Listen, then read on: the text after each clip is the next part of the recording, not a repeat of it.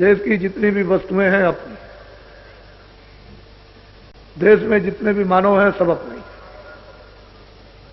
देश एक मुसाफिर खाना है, एक सराय है जिसमें हम लोग सब के सब, उस सराय में बड़ी सराय है, बड़ा धर्मशाला है जिसमें आ रहे और जा रहे, और हम सब लोगों का मिलन थोड़े से समय के लिए, ज्यादा समय के लिए नहीं है।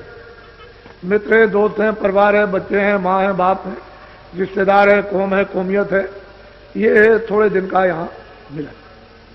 इसका भी पूरा पूरा बोध करा देना है कि मुसाफिर खाना ये परदेश है, इसमें इस प्रकार का मिलन है। तो आप लोग जितनी देर तक मिलो जुलो सद्भाव से, सप्रेम,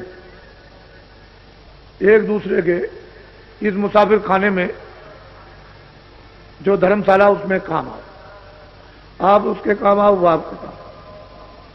इससे परस्पर ये मानो भौतिक बुद्धि, प्रेम, विवेक का बढ़ेगा।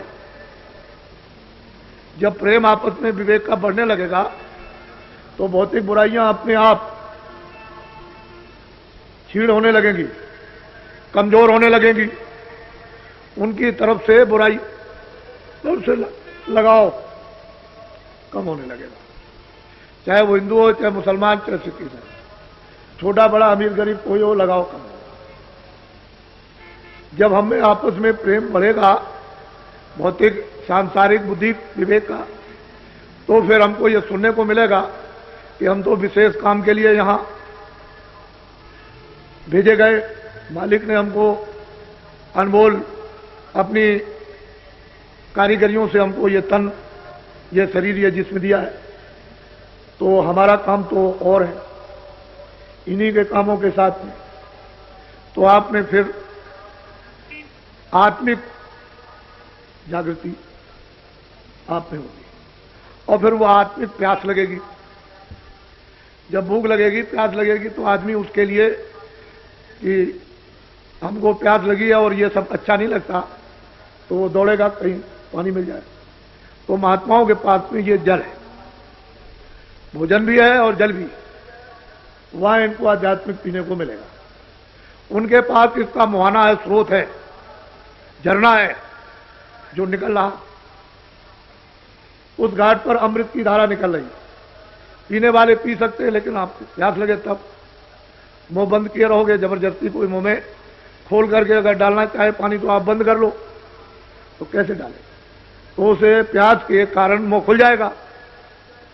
तो महापुरुष फिर शीतल, जैसे पपिया होता है, उसको जब प्यास लगती है तो इस पानी से उसकी प्यास नहीं जाएगी, वो घड़ों का घड़ों पी ले, लेकिन वो लेट जाता है पूर्णमासी के दिन और मुंह खोल लेता है कि मालिक मुझे बहुत प्यास लगी है, इस पानी से मेरी प्यास नहीं जाएगी।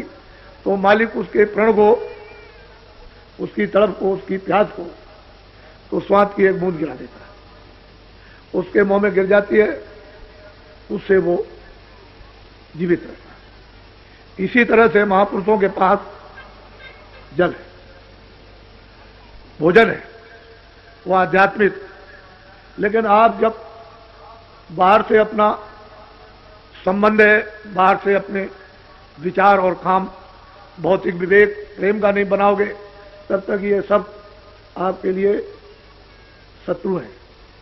ये चोट मारते हैं, जैसे हथौड़ी की चोट मारी जाती है, ऐसे ही शब्दों की चोट तीखी तीखी मारती है। तो उससे मतलब यह है कि शरीर जो है व्याकुल हो जाता है, बेद जाता है, और किसी के शब्द बर्दाश्त नहीं होते।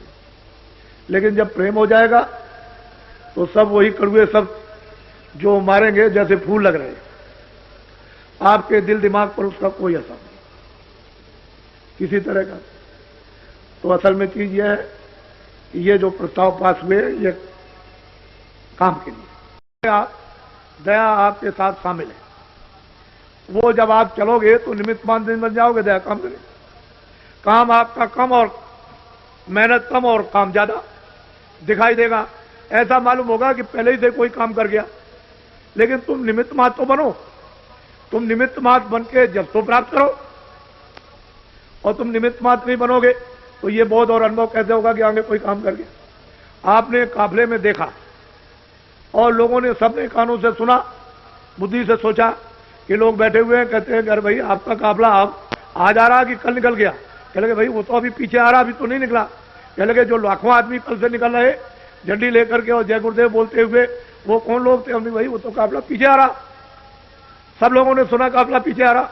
जब आपको यह अनुभव हो गया कि देश के भूत भी, प्रेत भी आपकी मदद कर सकते हैं, तो आप ये बात क्यों नहीं समझते हो कि दया हमारे साथ शामिल हो जाए, हम निमित्त मात्र बन जाए, काम करने वाले आगे काम कर देंगे। तुम समझोगे कि ये काम तो पहले ही से तैयार है। तो उसमें आपको ये राज नहीं मालूम।